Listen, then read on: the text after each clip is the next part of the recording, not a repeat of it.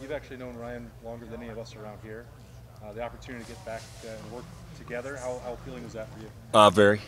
You know, there's a learning curve when you take a new job, when you come into a new place, and so having history with him, you know, kind of growing up in the business for a little bit and knowing his vision and things that he had, it's going to make it a lot easier that way. And just excited, honestly, just to get back and closer to home for me and my family, and then him running the programs. It was very enticing. Has he changed at all since the last time? Nah, that's the best part about it. When I saw him in front of the meeting room, I mean, he is who he is. He has the room, he has the kids, and you know, they have him. And so, yeah, to him to become a head guy and then take the head coach bill and change, no, I didn't see any of that, you know. But saw growth, you know, on the flip side of that. I mean, he's taken that role on really well. It's been fun to see, you know, working for him right now. Was this a tough decision for you, Justin, or was this a pretty easy decision? Both. I mean, on paper, you look at it, you're like, it's a no-brainer, right? But in recruiting, in development, and a lot of these things, that's why college football is so awesome, because it's still intimate with these kids. And so you're in the living room with their parents, you're recruiting them, you talk about what you're going to do, and then having 4 years of those guys, like those, you take ownership in your room. You're the general manager of your room, so those are your guys. So I say that now, they're my guys, and you own all of them. And so on the flip side, those phone calls, and you know, obviously with the way media and stuff goes now, it was out quick, and not to be able to be in front of those guys was also hard, because those were my guys. But then yes, you step back, and once you make big boy decisions to come to an elite place like this where you can recruit elite talent and develop elite talent and be around some of the best coaches in the country, yeah, I would have sprinted out here if he told me to instead of getting on a plane. Obviously, the relationship with Coach Day, the tradition here at Ohio State with 2 main backers, how much did it help that you were a former Big Ten player yourself, and I believe your wife is still? Yeah, I mean, the familiarity of the Midwest, just in recruiting, was easier for me. I mean, I recruited out here at previous stops, so being in the GCL, getting into Cleveland, up there, being able to stay at my in-laws' house instead of a hotel. There was a lot of factors that go in, but absolutely, anytime you can come home, the understanding of the league, the history of this place, and you know, Ohio Stadium and the shoe and all that stuff. I mean, I just think, like I talked before, the learning curve is going to be a lot easier because it's not an unknown. It's something that I grew up and was around, and saw that. Justin, you're an associate head coach now, offensive line coach. You guys have a run game coordinator, a pass game coordinator, an offensive coordinator, and a head coach, all with the offense. Is that an exciting challenge to try to make that all kind of come together? Yeah, I mean, I think if you let it become a challenge, it can be. But like, we're just in there right now. I just walked out of meetings. We're just doing ball. Like, no one's wearing a shirt that has their title on it, and if Kevin says something or Tony says something or Brian says something, that they're not going to listen to my input. And on the flip side, right? I think with Ryan and what he's done here is we brought in a bunch of really good coaches, and so your development of your position is key, and then the development of the scheme, right? But I mean, statistically and what they've done here, like, the offense is pretty damn good. So I don't need to come in and revamp or change a bunch of things. I'm here to enhance and make those things better. And along the way, whether my business card had 3 titles or 2 or none, that's just what we're trying to do. So if you want it to be a challenge, it could be, but with these guys here, it's not going to be, because at the end of the day, we're the offensive coaches in that unit. We're just trying to get our guys better. With Coach Day, the offensive line, an area where they struggled at times a little bit last year. It's an area where you guys at UCLA thrive. People use your film as, you know, this is textbook how to run the football. For you, I guess, another excitement question: how exciting is it to get to work with the talent level that's here, and kind of put your stamp on what you were able to do at UCLA with the run scheme, bring it to, you know, a guy like Donovan Jackson, like a Paris Johnson, like the talent that you have to work with. Yeah. As a coach, what do you see in that? Is that exciting for you? Absolutely, because that's your number one job as a coach, is to develop your guys, right? You got to maximize each individual kid, right? So it doesn't matter which one you're talking about, to make sure they play to their ability level. So yes, if I can enhance the scheme here and help those guys on 1 or 2 or 3 things from a staff, that's good. And then really just the excitement of coaching. Once again, the intimacy, I think I said it before, of coaching college football. You get to take an 18, 19-year-old kid and then watch him grow and develop him through that to get him ready for the next level. So the kids we're going to be able to recruit here, the place that this, you know, the kids that this place wants to bring in, yeah, I'm very excited for that. What did Coach Day tell you, maybe specifically, he wanted you to address from offensive line play, Justin? I mean, more than anything else, maybe it was lacking. Was it? No, the run game. I mean, you know, did he? No, he wanted me to come in and maximize the guys, maximize the room. I mean, there was not one specifics of a D&D or a scheme or any of those things. Because once again, when you come in, like, that's your job as a position coach, is first and foremost is to develop and maximize your room. And so that's what he knows that he's getting with me, and that's why he brought me here, is that that's what I need to do, is just make sure we're just enhancing these guys' tool sets and playing at a high level when we need to. I was going to say, you know, a person sitting from 30,000 feet looking down, well, wait a minute, they led the nation in total offense and scoring. What needs to be fit and what needs to be enhanced and stuff? What do you see that maybe you do need to bring along a little bit from an offensive line play? Well, I think There that'll. were times when it looked like run defenses gave them a lot of trouble. Yeah, I mean, I think we're going to evaluate the film. You're going to watch the tape, and you're going to see things that, if it is going to be who we are and what we're about, how do you make it better? How do you enhance it? And there may be some things that you bring in and say, you know what, we're not going to be that as much because of, you know, the personnel, what we have in the field.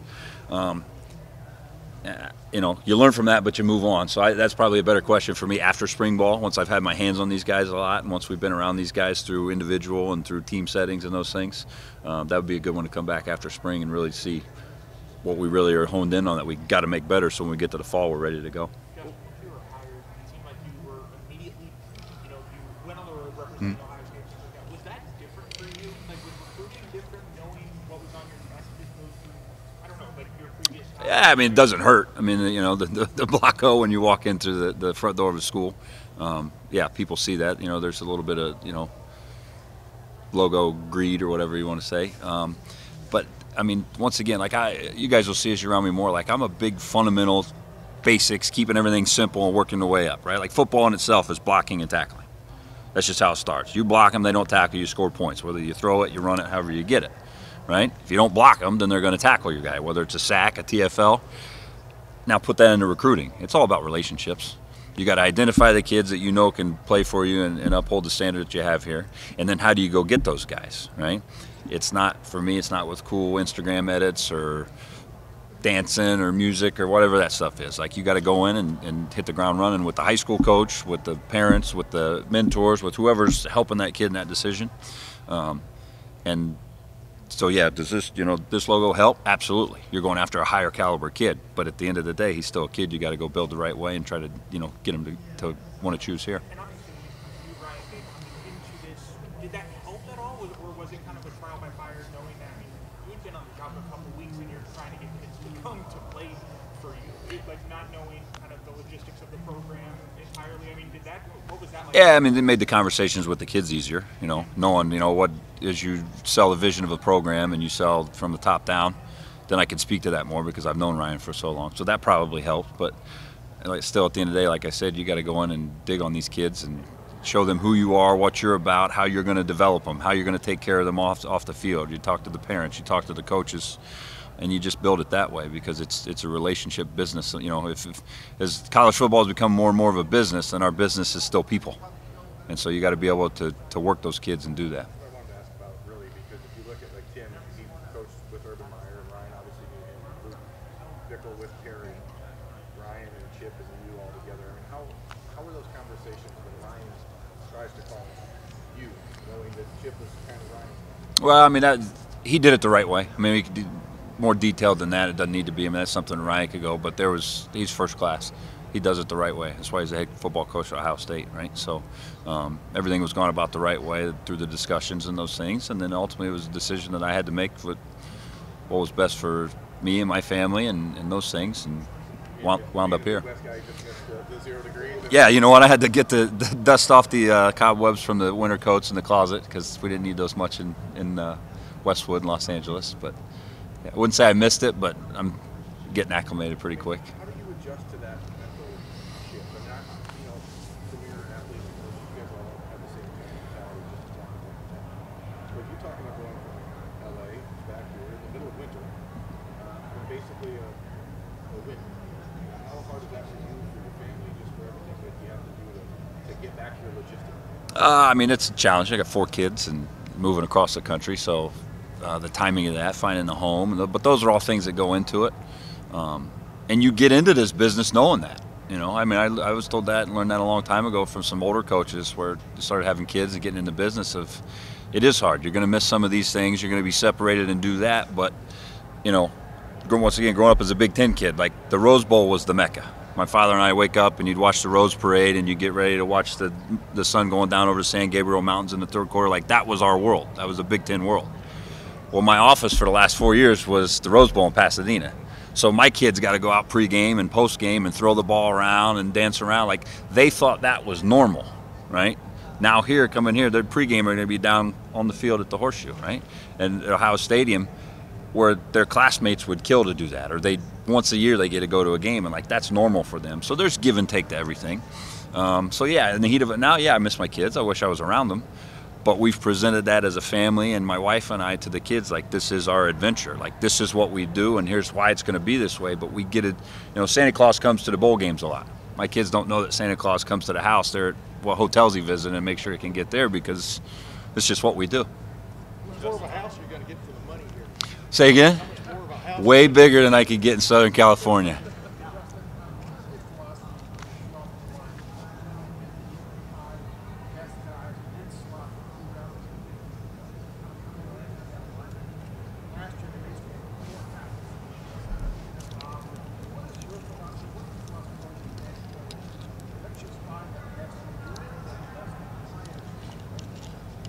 Yeah, I mean, as you recruit and you look at your board, you want to recruit so many tackles and so many interior guys. You have to have swing guys because of injuries and all those other things that go. But I've always been in the philosophy like you have to play your 5 best, right? So if the starting left guard, whoever it is, goes down, and the backup left guard is your 9th best guy, you're not going to put him and have your 6th best guy still sitting on the sideline. So does that mean your right guard goes to left guard because the backup right guard is 6? You know, there's some gymnastics there. Like I said, you have to have guys that can play, you know, multi-flex positions because of injury, because you can only travel 10, 11, or 12. You're not going to have, you know, those full guys. So, I mean, yeah, to manage the roster, you want to have so many tackles and so many guards, and you'd like those guys to play that way. But every once in a while, there could be the shell game going on of moving an outside guy inside or an inside guy outside so that your 5 best are playing to give you a chance to win a game. Is there an overriding like style or style you want to have like your offensive line to watch it? Yeah, I've said this all the time. Is when the offensive line position is felt, meaning there's a presence there, you feel it. It's something that's tangible, and that's when you're cooking, right? When my daughter's up in the 10th row of the stadium and it's 3rd and 2, and she's like, "Daddy's going to run it to the right," and everybody in the stadium knows that, and you still go do it. That's when you have people feel you. So, how do we get there? I mean, it's just once again, it's like beating a dead horse. It's development. It's putting tools in the toolbox for these guys so in a certain situation or a certain block, they pull it out and they go do it, right? And that comes with repetition, that comes with film study, that comes with doing your stuff on the field so that when that opportunity shows up where they have to pull that out, then they just go do that. And that's what I mean by being felt. Like, we know what we're going to do, how we're going to do it, and it exudes itself through the film, at the stadium, at the practice with people there in person watching that. Justin, OSU's been a pretty heavy stretch run team the last few years. It seems like you guys at UCLA have a pretty diverse run game chip there.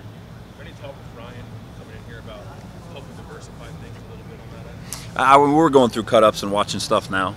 Like I said, that's really more personnel driven. So what your guys do well and how you can put them in the most opportune position to do that. I mean, my book of work, I've been able to do 22 personnel to 23. I mean, when Ryan and I were together at Boston College, we lined up with Andre Williams and we had 3 tight ends, a fullback, and a tailback on the field and at the 50-yard line. So people would line up in goal line defense. But that's who we had and what we did, and so we got really good at that. So, you know, that's a long-winded way to say, you know, not really a specific thing. It's just going to be a matter of seeing what we have, what they do well, and then how do we maximize that and window dress that and whatever the case may be, getting into that, moving ahead. What's the difference between trying to maximize your personnel but also stick to an identity? I mean, you and Ryan obviously want to establish an identity, but you don't want to do things that your personnel won't allow. He's talking about stretch versus gaps. He did a lot of different things at UCLA. How do you kind of balance that as an offensive mind to not just work with your personnel, but also make sure that you're being true to yourself and your identity and not just doing what you do? Yeah, I mean, your identity becomes, though, what those kids can do really well.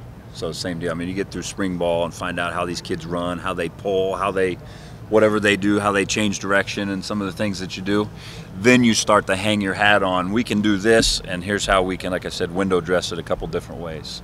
So, you know, you're really running the same stuff on 2, but is it formationally different? Is it unbalanced? Is it with a different personnel in the game? But for those 5, 6 guys up front, it is who you are, right? And then, so that's the fine line you always teeter with, because you can't, you know, if you're a jack of all, you're a master at none, right? And you don't get really good at anything. But you can't just pigeonhole yourself as well and be this all the time when you need a little variation. So that's as you go through spring, as we go through our cut-ups, we'll find out really where we need to head and what we're going to be.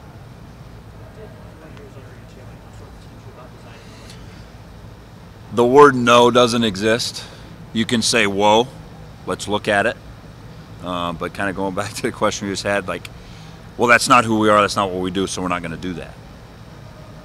Well, then you can maybe get caught a little short that way. So the best thing about working with him was that in the run game and the throw game and protections of, let's take a look at it. Can we make it efficient enough for us, or can we make it who we are? Now, it wasn't always finalized like, yeah, we're going to do that, but there was never an ironclad of like, no, we don't do that. It's, you know, let's see, let's look at it, let's talk through it, let's twist it a little more so it becomes more like what we do, but there's still a wrinkle here. What do you think it'll be like going from working with Chip to another guy who's sort of there at the beginning of the spread offense? Awesome. You know, I mean, I don't think Kevin's ever been around a bad offense, you know, in his tenure. So that's the beautiful part about this game, is you start getting coaches and those guys all working together, and you know, it's a good little recipe. And then obviously through the vision of what Ryan wants to do, of, you know, cooking it up and then putting it out that way. So I just, in a short time being around Kev and all these guys, you know, and we're in there with Kev and Tony and even Brian and Corey and those guys diving in, and everybody's talking their area of expertise within that play. You know, it's exciting because you know, be able to come in and supplement that. So when you talk about a clean slate going into spring and not forming evaluations maybe off of last year, what would be your philosophy and how that shakes out, what you want to see in these practices? Because last year there was a debate about this guy's a tackle or guard, or just the 5 best, and those maybe seem like they should be the same thing, but they're not. Yeah, I think it'll shake itself out. But as you go into spring, what do you look for? You see how a kid competes. You see how he thrives when there's a little adversity. I mean, all these things sound a little cliche, but they're cliches for a reason, because it happens, right? Yeah. So however you want to put that. So getting into spring ball, yeah. How is a guy from individual to a partial team deal, from a partial team deal to when the lights are on, right? How does he play in that situation? Who is he next to? Is this guy, when he has these reps, look pretty good next to this guy, and then this one, when he's more on his own, not as good? So you start to kind of, you know, massage through that and figure that out. But that's the best part about this game, honestly, is like the best players show themselves, right?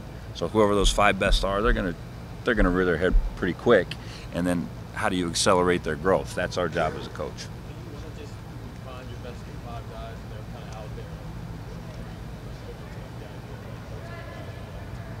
I mean, yeah, in a perfect world, you'd love to say these are 5 and they go the whole time, but injuries, I mean, I've never is a long time, but I've never had a season where the same 5 guys stayed the whole time. There's injuries, there's matchups, there's things that go along that way. So you want to create as much depth and as many game-ready guys as you can. Yeah, so, you know, we'll find that out as we keep moving ahead, too. When you evaluate offensive linemen on the recruiting trail, I know it's a lot different.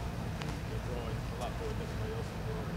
Are you looking more for guys who are versatile, you got to put them anywhere, or do you want guys that just, I want you to be able to tackle the guy?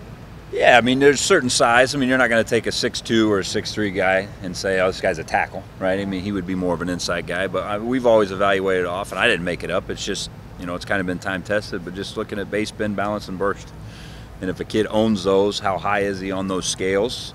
And then, you know, what can you develop? Because I've taken 239-pound kids out of high school and been first rounders, and I've signed kids that were 315 out of high school, and they started for 4 years and went and played pro football too. So they're going to come in all different shapes and sizes out of high school. You really have to be able to project and look at those guys based off their skill set. What's the value of having a second-year center for a first-year offensive line coach? Well, I mean, anytime a guy's taking, you know, more reps in the batting cage, the game is going to slow down for that guy, right? You know, coming in and new terminology, or you know, what call was this, what call is that, why did we ID this, to be able to go to the guy that did it and look at that, it was going to be helpful. When you look at, I'm sure you watched a little bit of film, when you look at a guy like Luke and the way that he played last year as a first-year starter at center, how much stock do you put into that and start to, do you build out, or do you focus on all 5 guys, or you know, you're trying to implement a new scheme, you've got a guy who is supposed to be the leader of the offensive line who's already played a year. Like how do you evaluate, you know, where he is in his development as a second-year center for a first-year offensive line? Yeah, I mean, for all those guys, you put them all, you know, when they're all in the room with you and you're watching film and you're communicating and you're talking, you just kind of grow and get a pretty good feel. You know, I've done it long enough now where you can, there's a pretty good temperature gauge once you've been around a guy and talked with the guys enough. So for Luke, for all of them, the guys that played and the guys that kind of played a little bit, we get them in the meeting rooms and a little bit, you know, position-specific conditioning leading up to spring ball. And then once you get to spring ball, you start from the basics, you reinstall, and then you just see how fast those guys accelerate. But yeah, for all those guys that played before, when you're watching a cut-up and say, why did you do this? What was your thought? What was there? And then you can either, once again, enhance that or you can correct that. So having more veteran guys, yeah, obviously is easier. And then for me, I would just use them more for, you know, verbiage and calls and things like that, adjusting to it, because, you know, once I said it before, it's blocking and tackling, right? So blocking is blocking. You call it this block, that block, or this block. Us two got to block those 2 guys. How do we get that done, and how do we get that communicated? And you just kind of go from there. What do you think are the things that, you know, maybe you learned, you know, at UCLA that you might be able to bring here and, you know, help implement this on? That's a really good question. Like I said, I think just what I learned and talking from Chip, but like enhance, like I don't need to come in here and reinvent the wheel. Offense here is really damn good, right? So it's my job to come in and supplement that. You know, I just being a coordinator there and not just a line guy, coming here, being able to speak language and talk about the perimeter, talk about the outside, talk about how this play action really sets up with this run, which gives this concept openness. I think the experience of being a coordinator and running a room that way is really going to help be beneficial to these guys here, because we're looking at the big picture together and not just living in the box. Is that weird at all to go from being a coordinator to now being more? No, the job's the job. You take over your room, you make your kids great, and you try to enhance the place you're at so you win, you know, play for championships and win them. So no, like I said, I'm not hung up on titles. You know, I'm hung up on winning and losing. And anything I can do to help these guys make sure that we win here, that's really what I'm, you know, focused on and all about. How much does it make the transition easier that you've already worked with Ryan and that you kind of know how each other works? Yeah, well, I mean, very. The learning curve it's smaller, right? If he says something or, you know, his mindset or what's important to him and just seeing the way he goes about things. Been there, done that, seen it before, so I think it's just an easier bridge of getting back into the groove and building the program and the room and everything through his vision and what he's wanted. It's making it easier. Listen, you might have already asked this, but initial reaction to launch it, is that the biggest impact to you? Yeah, some of the door frames aren't big enough for him. When he walks through, he's got to duck his head and yeah, bounce around. But he's a large human. As an offensive line coach, is that especially intriguing? I guess you probably are going to get that side. It's exciting because you know all these guys, you know him, and I mean, just all of them. But yeah, the size they have, the ability level they have, their skill set. How do you just enhance that, right? How do you make it so that on Saturday they're playing at a high level and you're winning games? Yeah, so thank God you're not paying for his shoes or his clothes because he's a large human.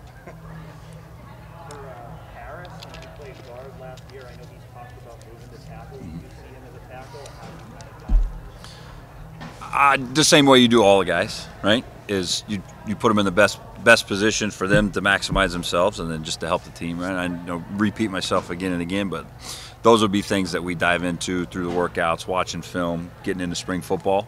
You know, but it doesn't help whether you go inside to outside or outside to inside.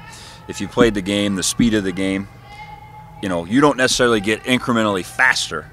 The game slows down because of the way you process it. So for him being a full starter of last year, no matter what position he lines up and he's going at, the game itself is going to slow down a little bit because he's acclimated to it more. Just beyond even the offensive line, how has your limited tenure so far measured the expectations of You know, the kids got a great energy to them. Like today was the first real day where we're just around them. They were in the weight room and running around, and we're able to walk through and, you know, see the kids, and then up eating. You know, I ate breakfast or lunch with a couple of the guys. Just the presence of these kids is pretty exciting. Like they're just genuinely good people, and you can sense that when you're in recruiting and you're around enough people and out. You can sometimes you leave a high school or you leave a place and you're like your skin's crawling a little bit. Like, yeah, that guy just rubbed me the wrong way.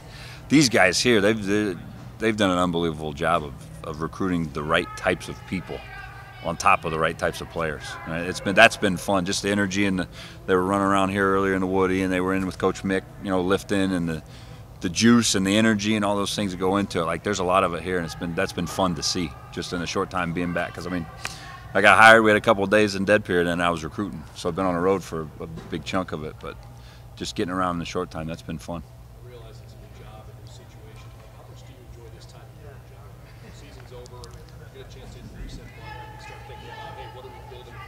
Yeah, I mean all of it. You hit it all on. You know, the finishing of recruiting is good. Like I'm the son of a high school coach, so like I enjoy recruiting. I like going out to the schools and talking to the coaches and talking to the administrators and going to basketball games, right? And getting my popcorn and my peanut M&Ms and watching a little bit.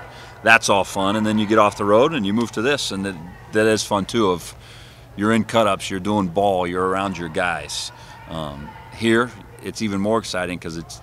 You know, I've recruited some of these guys, a handful of them out of high school, but some of them are brand new. So building good working relationships that you can take ownership in that's fun too. So I mean, yes, all of it. You know, you kind of answered the question with the question, but it's very exciting. Anything else? Good. All right. Thank you, Coach. Awesome, guys. Appreciate it.